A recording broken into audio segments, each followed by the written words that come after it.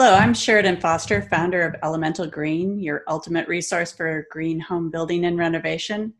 And I'm here today with a very special guest, Marla Esser Cloos, author of Living Green Effortlessly. Marla is the founder of the Green Home Coach. She's also co-host of Green Gab podcast and is a National Association of Home Builders Master Certified Green Professional, as well as a lead AP. So she certainly will have a lot to share with us today.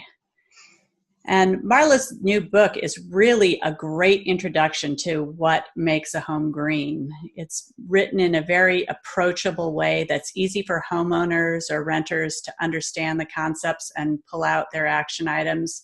So I'm sure that you'll be able to come away with some new and useful information today. Welcome, Marla. Oh, thank you. Can I just grab what you said and use that for a review? That was awesome. Certainly, yes. It was a very great, easy read and good for the novice. And that's what we also like to have on Elemental Green, to make sure that people don't get lost in the jargon. And it's exactly. Yeah. I like to think of it as mainstream green. So, mainstream green, yes. Something for everybody, because there's so many things people can do, and you don't really have to be all in. You can just do a few things and get started. Yeah, green for all. There you go. So to kick things off, I'm really curious about what prompted you to write this book. It certainly would have been quite the effort to pull all this information together, because it covers a wide range of topics, all related to what makes a house green. Well, and actually it was a labor of love over several years. It's actually a compilation of my blogs that I wrote back several years ago. And thank you very much to Brent, who worked with me years ago and got me started blogging. And he actually started blogging for me, and then I took it over. So grateful that he was there to get me in that habit. Now I have hundreds of blog posts and over 50 podcasts that are out there. So we've got a gob of content right now, but it took time to build that up, and it took time to build that knowledge up. And with the book, we really just a few years ago, I had some young ladies that were working with me, and one of them helped me compile the blogs into one document, one manuscript. Mm-hmm. And just kind of on a wild hair, I approached Builder Books, which is an arm of the National Association of Home Builders. They have their own publishing arm. And I talked to somebody there, and I said, would you be interested in maybe this book? And she said, shoot me over that manuscript. I said, it's not a manuscript. It's super, super rough. Are you sure? She goes, yeah, I like what you're talking about, so send it on over. And they accepted my proposal. And then they provided an editor to work with me, which was amazing. Sherry was absolutely fabulous, because she helped to knit together the different blog posts and kind of to weave them into a story, into chapters, and help me to fill in some spots. And actually, she even had to write a couple of spots to fill in the blanks. But that was huge. And I have a number of friends that have self-published books, and having a publisher to work with you is an amazing gift. So I'm just incredibly grateful for that. They also are advertising and promoting the book through the National Association of Home Builders. So a lot of home builders are getting an opportunity to hear about it, and remodelers from their side. And then we're also doing a lot with the consumer side. So it's really giving us kind of both sides of the equation. And I think so many people realize that this whole topic of green is here to stay, and that they kind of need to catch up no matter what. And if you're going to dip your big toe in, or you're going to dive all in, it doesn't really matter. You need to get a little bit more knowledge. It's really what the book was intended to do. So hopefully we'll write another one day. That sounds great. You definitely, I know you do a lot of public speaking, and you speak to everything ranging from the novice to professional builders. What do you think is the most common misconception that you run into about sustainable building? Oh, that's easy. It's expensive. And that, I believe, is a problem of our media, because most of the homes that we show that are green and gorgeous are way up there. They're the million dollar babies that we want to see in all the big top magazines or on social media. And just like everything else in social media and the press, we always show off the best side. But I have worked on homes for Habitat for Humanity and for low-income housing tax credit projects that were super affordable and still certified green. So it really, truly is scalable, and it can go at any price point. But that myth that it has to be expensive has really been propagated. Yeah, that's a great insight, and thank you, because I also run into that one as well. Everybody's if I'm going to do it, I would like to, but I can't afford it without even actually looking under the covers and seeing what there might be there. Well, and that's what the book's really all about. And so, like I was talking, so there's a section in the book on window coverings, for instance, as I'm sitting here messing with the light in my home for us to record this, right? So I have blinds on my home. Well, in my old home, I had the dual cell blinds. So they were great because they gave me this filtered light, and they actually were very insulating because I didn't have great windows. And that was a far better investment for me than replacing my windows, which would have cost me 5 to 10 times more than buying these really good looking blinds. Well, so one of the conversations I can have with the people in the home builders associations or in the local community that sell window coverings and blinds is, hey, when you're talking to your clients, your blinds and window coverings aren't just looking great. They can help them perform well and help them to take a greener and more sustainable action in their home by being more energy efficient, by helping to mitigate light and to control heat, because our windows are this beautiful world out into the outdoors, but they let in heat and cold. And they are our biggest source. We're going to punch a hole in those well-insulated walls or not so well-insulated walls, and voila. So window coverings, something most of us ladies like, that's kind of our decorating thing, right? And we don't think about, oh, wait, that can perform well as look good. So that's really kind of what the gist of the book is a lot of those kind of conversations, which you've read. But that's the kind of thinking that I don't think we have gotten to yet. And that's where we can change our mindsets just a little bit, that go beyond, okay, that lamp is gorgeous, but does it also light up my home well? So that really kind of gives us that other side. Does it perform well? Is it less maintenance? Does it last a long time? Yeah, there's so many elements to green that we kind of forget. Everybody thinks green has to be renewable, or it has to be recyclable, or it has to be low toxic. But what about things that don't take as much effort to take care of, or things that last longer with less work? Those are all great principles too, and those are part of green building. So that's a great segue into something that I wanted to chat with you about, which was, for somebody who is not building from scratch, who's wanting to renovate an existing home, what are some things that they can take a look at? You've already mentioned the blinds are a good place to start for not all that much money, and yet you can get great bang for the buck. Are there other areas that you recommend that people take a look at? Definitely, because one of the things I love to think about is I call incremental green. So greening as you go, and every time you make a decision in your house, can you make a little bit better decision? That's a little more energy or water efficient, or a little bit more resource efficient, a little bit less toxic. But one of the things I really caution people about, if you're doing a whole big renovation, so if you're really going to dig in there, you're moving walls, you're going to put in new windows, things of that nature, take the time and a little bit of extra money and have an energy audit done up front, because they're going to help you identify areas in your home that you can really dig in when you're tearing things up. And then you can put them back together in a way that's really going to be more effective for you and the people living in the home with you, and the longevity and the value of the home. This is the part we forget. When we upgrade our homes, they sell better, they sell faster. So it's not just an investment for us, it's an investment for the future too. But if you're doing a big, what I call a renovation versus just a remodel. So a remodel to me is more decorating, more surface. And so let me kind of take those in two different, is that okay? Yep. So if you're doing a full-scale renovation where you're going to tear down walls, add a room on, go upstairs, finish a basement, bigger things. Or think kind of if they require a building permit or if they should require a building permit. That's the kind of work. Definitely have an energy audit done, especially if you're going to be messing with ductwork or heating and cooling systems or plumbing, electrical, any of that. Those are all big opportunities to come in and to look at upscaling, upgrading, I'll get my words here in a moment, heating and cooling, plumbing, etc.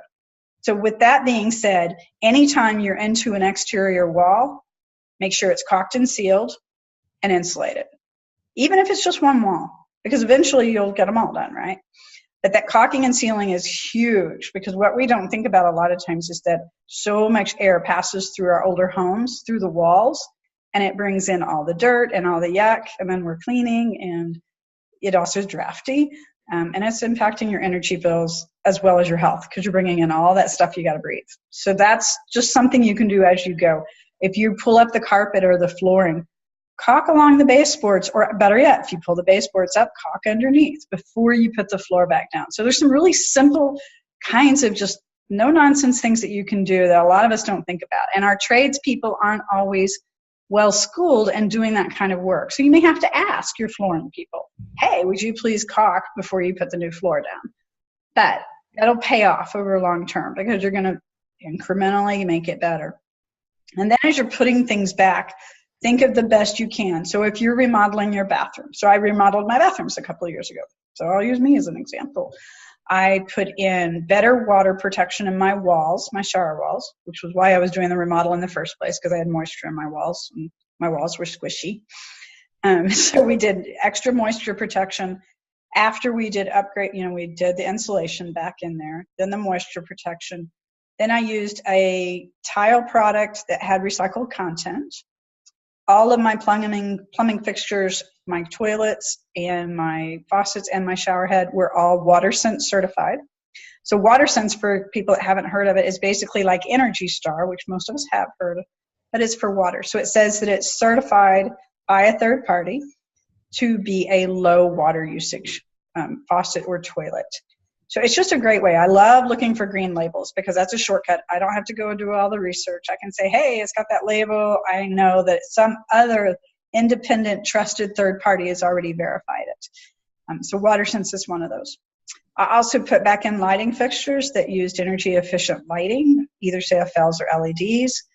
We used a low VOC paint. Okay, another buzzword. VOCs are nasties. If you're smelling them, it's likely not good for you. So that kind of clean paint smell that we've all gotten used to says, oh, there's toxics. So the volatile organic compounds is the technical name for what you're smelling. And paints are available very easily at all the big box stores, as well as at any paint specialty store, with low or no VOCs. And my family has chemical sensitivities and allergies and asthma, so I am extremely cautious about bringing in products into my home that will set off any of the members of my family. And so that was something I was looking for years ago, but that's something else I did in my remodel. In addition, you could do, if you're doing the flooring, you can again use tile or some other product that could have recycled product in it, or it could carry a certification called Floor Score that says, hey, there's no nasty emitting like the paint in your floors. So for a sheet product on your floor, like a vinyl, you can oftentimes find them that are Floor Score certified. So lots of different options, and every price point you can imagine comes in all of these different flavors that are all these different green certifications: WaterSense, Energy Star, Floor Score. I'm working on a low-income housing tax credit project right now. That's a senior housing apartment project out in a rural area in Missouri, and we're finding product to use that fits our budget requirements, that still fits what we need to be green certified. So it's totally doable. You may have to do a little more homework, because a lot of times we don't know what we don't know. That's the part. That's where we try to help out, with things like the book and with resources. We have an online resource where people can go that has an entire green resource guide, just chock full of resources on the internet that people can go for different things that you need. So what would you recommend for somebody who is interested in building a house from scratch, who has a blank slate? Can you walk us a bit through the process of what they should look for and how they should expect to go about that? That's a big one. So like any other time you're going to build a new home, the first thing you need to do is understand what you want out of that home. What are your values? What's most important to you? What's your priorities? So if green and sustainability is one of those priorities, you can dive into that even deeper. So is your top priority going to be saving money? Is your top priority going to be health and wellness? Is your top priority going to be aging in place? Maybe your home needs to last for several generations while you age there. So those are all going to be different considerations. And the reason I say that is because there's definitely some things you want to do that are baseline. But then you kind of want to pick your major, right? So what areas do we really want to go to town on? So, and some of the green certification programs are a little more like you have to have something in every single area, and some allow you to major in one area more. So it kind of depends on what your builder's comfortable with and what your designer's, but there's something for everybody. That's kind of the whole thing I want to leave. And don't get caught up in which one you're doing. If you need advice on which one to do, call me and I'll help give you some recommendations. Okay, great. There's lots of them out there and it's really confusing, and sometimes it's just you really like the builder and that builder works with a particular program. Working with anything is what I look at as most important. But at any rate, enough said on that. So every single building that we build, the first and most important thing we can do is build the best building envelope we can possibly afford. And building envelope is, if you will think about it, it's like your skin to your body.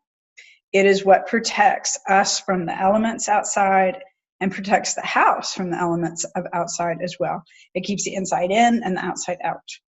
And a well-built envelope is going to be what withstands the time. You know, that's what lasts. Because to tear down a wall and to add anything is expensive. It is doable. It's totally doable. Lots of us add on to our homes, but it's expensive.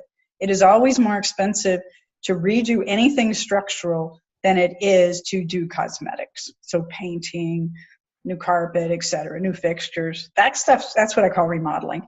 That's kind of the cosmetics.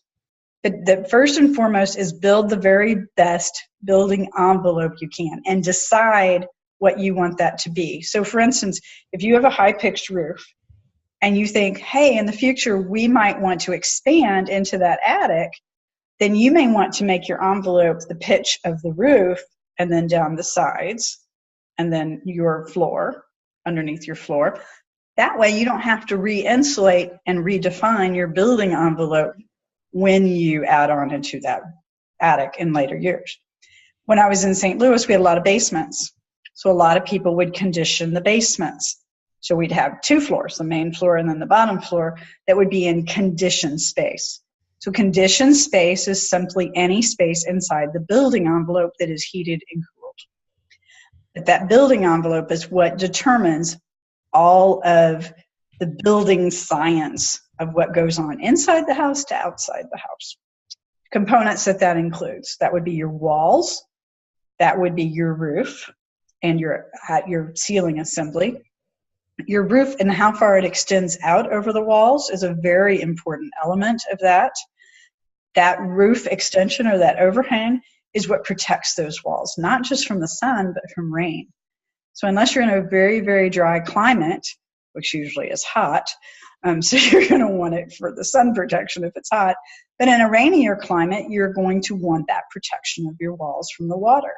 Water damage is the number one thing that kills our building structures I think in the world, but definitely in the United States. And not just hurricanes and floods, which we've had plenty of too, but just moisture, getting moisture inside your walls, or maybe you had vinyl paper, wallpaper in a bathroom and water got behind there and it got moldy and gross. So very common occurrences of mold and mildew can be just as harmful to a structure as flooding or as major rains. So that building envelope is your defense, and you want it to be built so that it is well sealed and does not let air in and out.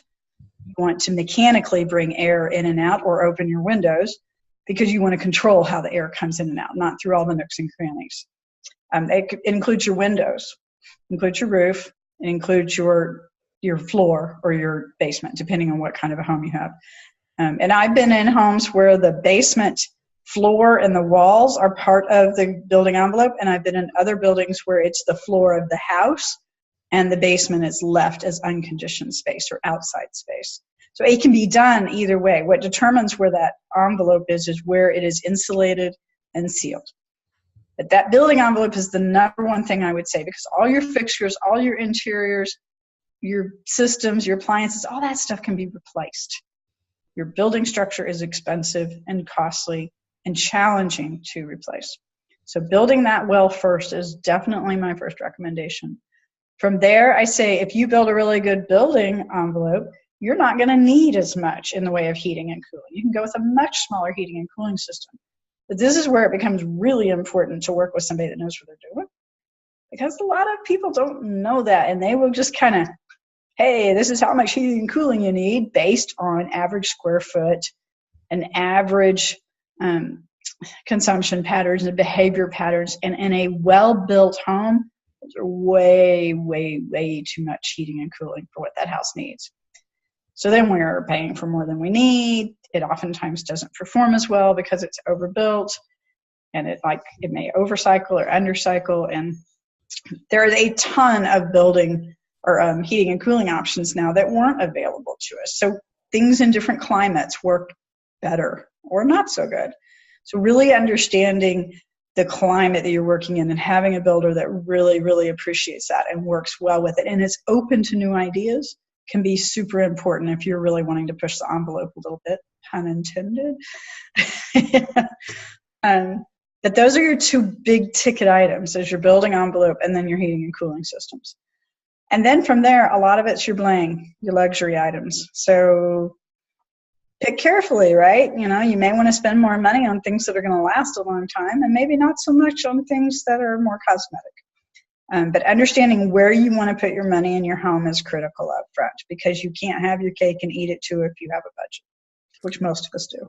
Yes, and certainly durable items are inherently more green, since they are reducing the amount of items that end up being torn out and stuck in landfill in a few years.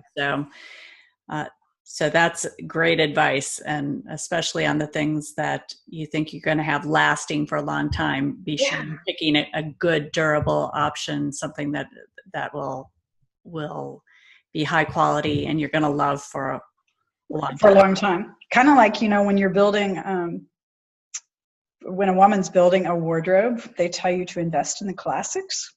Well, do the same for your home. Yeah. Same philosophy. Your home wardrobe. Yes. Great. Yep.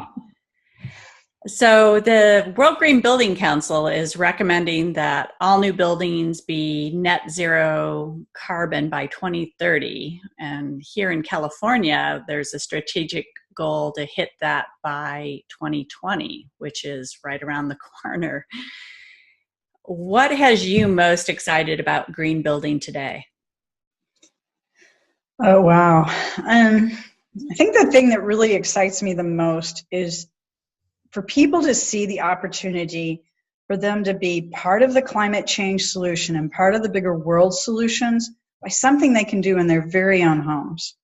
And we've not done a good job of connecting those dots, that you, Sheridan, me, Marla, and all the people we know have the power to do something right in our own homes. And if we can't get to net carbon zero by 2030, at least we're doing something, and we can do something. But sticking our heads in the sand isn't going to solve anything. And I think a lot of us think, oh, government will solve that, or big business will solve that. Well, who votes for big government? And who buys big companies' products? We do. So we've got this really wonderful opportunity to take that power and to do something with it. And oh, by the way, it's going to improve your health and your pocketbook. And so it's this win-win situation. And that's what I love about green building, is that it is truly a win-win when it is done. That was a lot of wins. When it's done wisely, and it's done, just throwing green stuff at it isn't going to solve anything. But when you do it with a purpose in mind and an end goal in mind, it can solve so many issues. It's my easy answer. So that is so great. Thank you, Marla, for joining us today. And I really appreciate the insights that you've shared on sustainable building practices. We went sort of a wide range of things. For the listeners, if you'd like to see more of Marla's articles and links to her podcast, you can find her at thegreenhomecoach.com, actually greenhomecoach.com, or find her book on Amazon or at Barnes & Noble. Here, I get it. There you go. So there it is. Yes. Book. Thank you. And if you'd like to learn more about sustainable home building, be sure to visit us at elemental.green and follow us on social media, where we are updating you often. And I welcome all of your comments and welcome all of your feedbacks. And thank you very much again, Marla, and to everyone. And thank you, Sheridan. I thank you for what you and Elemental Green are doing, because you are really helping to get the word out there, and that is so needed right now. So thank you very, very much. Thank you. We're trying to definitely make the process that you described a little bit easier and less intimidating for the homeowner and builder, and with more and more exciting green products coming on every day, it's hard to keep up, but that's what makes our job exciting. So it is. So we love it. So to everyone out there, we hope that all your dreams are green. Thanks very much.